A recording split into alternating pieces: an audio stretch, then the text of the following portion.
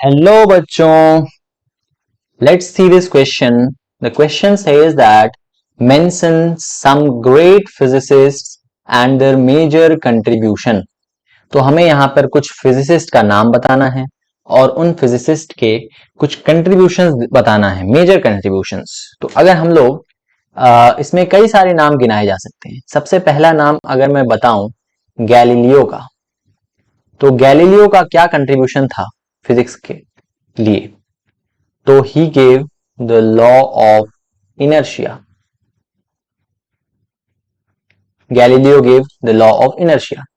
अगर मैं सेकंड की बात करूं तो second is Kepler.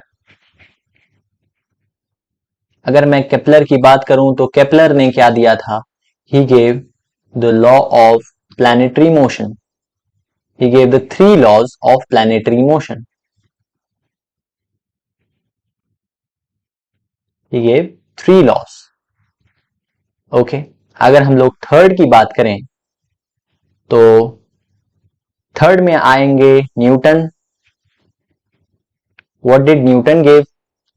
Newton gave 2 types of laws: the law of motion,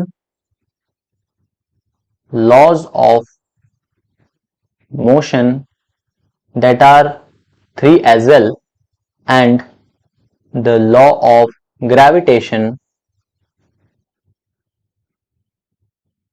that is the universal law.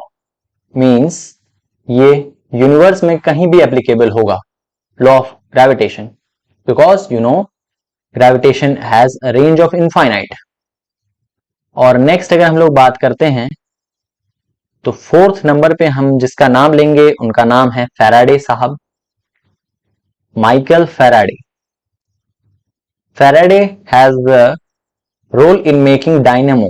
Dynamite bomb बनाया था इन्होंने पत्थर तोड़ने के लिए, चट्टाने तोड़ने के लिए, लेकिन उसका यूज होने लगा मास किलिंग करने के लिए। तो उन्हें बहुत बुरा लगा, इन्हें लगा कि बहुत मेजर डिसएडवांटेज दे दिया है इन्होंने फिजिक्स में कंट्रीब्यूशन करके। और दूसरा इन्होंने दिया laws of electromagnetic induction. Laws of electromagnetic induction, जिसको हम लोग ईएमआई लॉस भी कहते हैं। अच्छा, फिफ्थ साइंटिस्ट की अगर मैं बात करूं तो फिफ्थ साइंटिस्ट का नाम है Mister Graham Bell. Mister Graham Bell is well known for his discovery of means invention of telephone. इन्होंने टेलीफोन का आविष्कार किया था।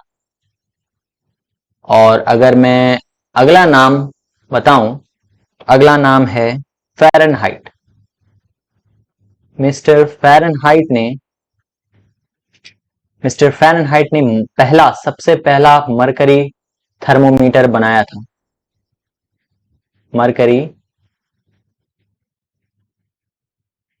थर्मोमीटर बनाया था for the measurement of temperature. Measurement के लिए इन्होंने मरकरी थर्मोमीटर का आविष्कार किया था। डायनेमो को आप ब्रैकेट में डायनेमाइट भी लिख सकते हैं।